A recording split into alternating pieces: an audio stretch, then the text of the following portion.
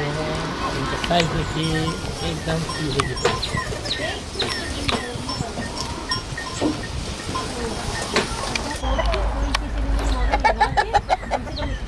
हमेशा के लिए पानी हो गया है कभी सुबह को पानी में लगते हैं ज़्यादा नहीं तो बस इतने कमर के